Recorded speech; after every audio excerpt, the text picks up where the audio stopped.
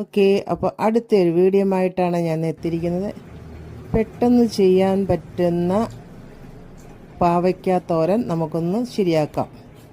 അതിനാവശ്യമായിട്ട് 1/2 kilo പാവയ്ക്ക വേണം, 2-3 പച്ചമുളക്, കടുക് വറുക്കാൻ ചെറിയ ഉള്ളി, 2 സവോള, തേങ്ങ, പിന്നെ അത് പൊടിക്കാനായിട്ട് ഒരു ജാറ്.